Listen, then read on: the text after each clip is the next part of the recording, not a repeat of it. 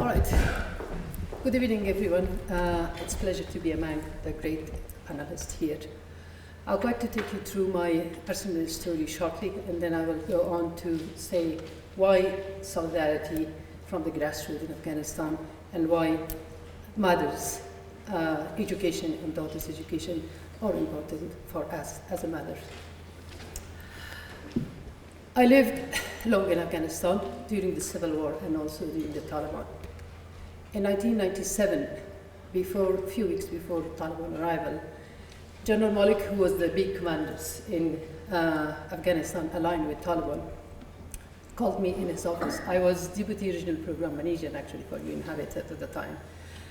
He called me in his office and said that, Rahela, why you're helping women, illiterate women, literate women, women all around this northern Afghanistan, what are you doing? Why you're doing this? I said, well, I'm helping the illiterate women to be able to educate their children and to help with their sanitation, environment, and education and all that. And with a lecturer and intellectual group of women because they are supporting these illiterate women, and that's why I'm working with them, and it is helpful to our society. He turned his face to me very frustratedly and said that you're not allowed anymore to do that. Why you did go to Beijing conference? Why you went to Habitat 2 conference? I said, and what did you bring for me? Has a big commanders with a gun, and when he asked me that what you bring for me, that means a lot to me as a woman in Afghanistan.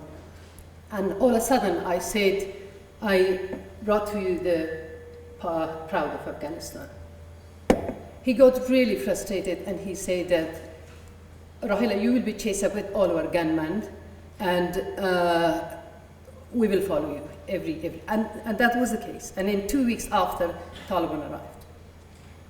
And I was at home, and so in 2, 3, 4 days, then the relation with Taliban of this commander collapsed, and the situation came to, in a way that we strictly still working with women. But before that, we did a lot of planning to do all the education in home-based, and all of them went back home. Back in 1998, I'm sorry that my son, Kumas Barzai, is here, and hear his childhood, that's what happened to me, and to him as well. In 1998, again, a few weeks before Taliban arrival, my home was attacked, and I was only 4 months pregnant with my 3rd child. He's my 1st child. And they entered to my bedroom, and they beat my husband to the stage that he was bleeding, and he stopped his breathing.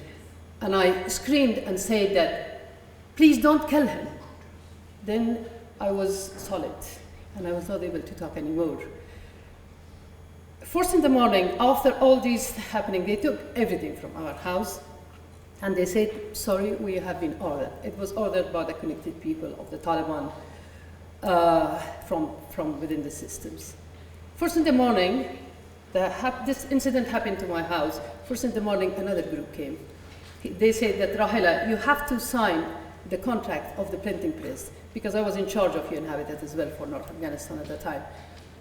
And I said, I cannot do that. And the UN was in the picture. Luckily, I was a UN staff. The UN was in the picture, and they tried to evacuate me from Afghanistan.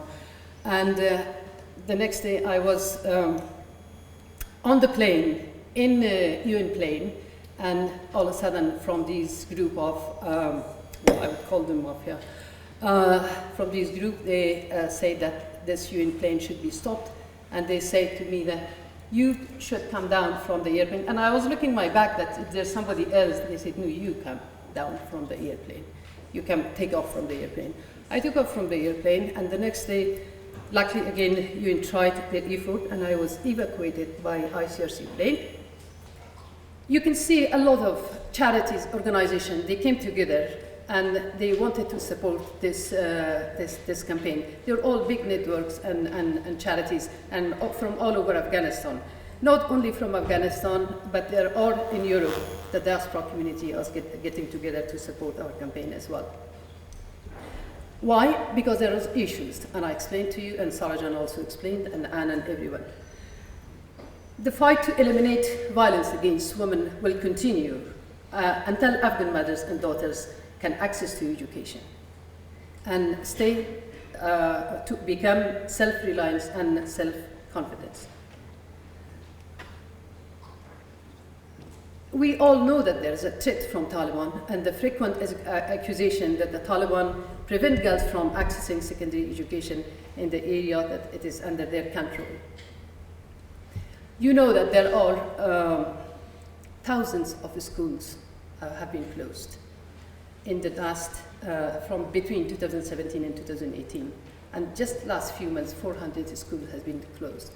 And around 3 points, based on UNICEF report, 3.7 million girls, children at age of 7 to 17 are out of school.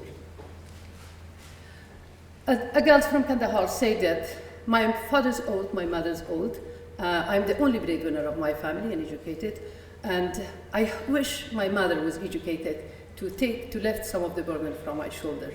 Another group of women from Herat said that violence and discrimination against us is double if our mothers are denied the same rights. We want to be reached to secondary school and beyond that, because many girls are not allowed to go beyond secondary school in Afghanistan. A girl from school said, my mother says that if I am unable to read and write, it is the same as being blind. I heard this many times, several times. But women from all walks, as I said, matters. They are AWN, Afghan Women Network. There's a big group of women in Afghanistan that they are supporting. We did this campaign together. They said Afghan women from all walks of life continues their work to educate every mothers and daughters in Afghanistan. Another group of women from Ghazni say that both women from illiterate communities as well as those with education want to shape the future of Afghanistan. They are united in their desires. Another group of students from university said, we wish our mothers could have been educated as well. And many youth are supporting our campaign, and they say that our mothers and daughters are the basis of Afghanistan future development.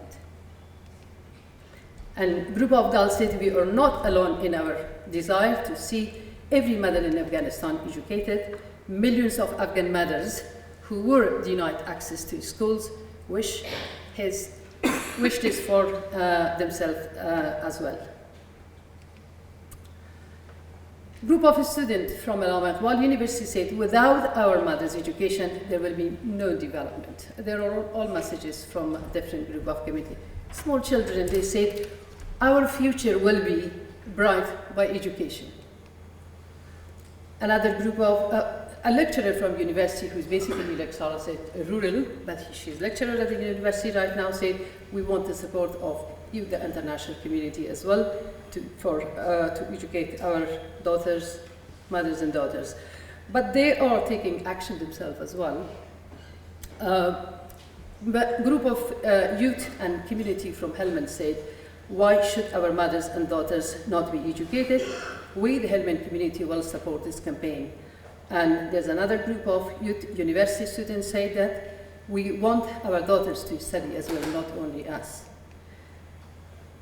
Beautiful girls said, I forgot which community, we are the half of our society.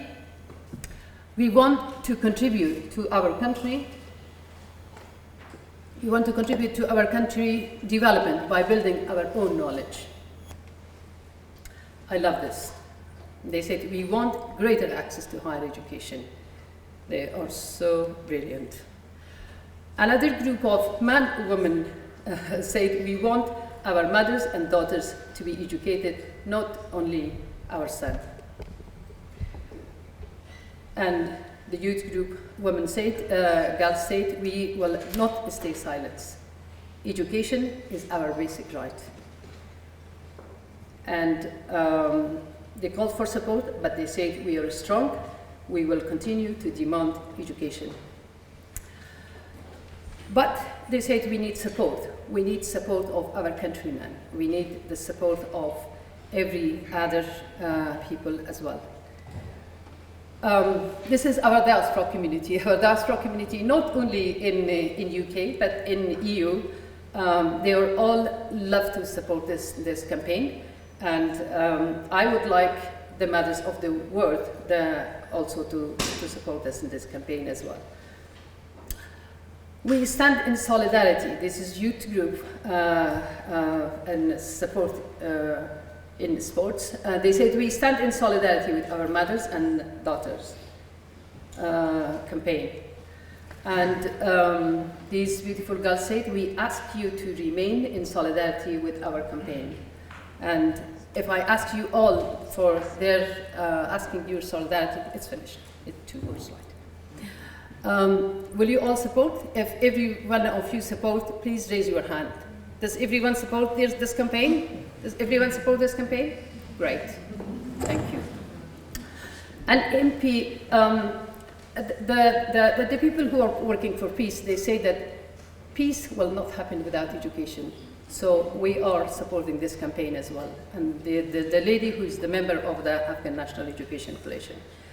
An MP from Afghanistan, many MPs, but I just put one of them. There are so many photos and stories and messages from people. People's life will not be changed in Afghanistan if women are barred from education. Please support our campaign. And finally, I would say great thanks to Anne, to Make Mothers Matters for supporting our campaign. Thank you so much.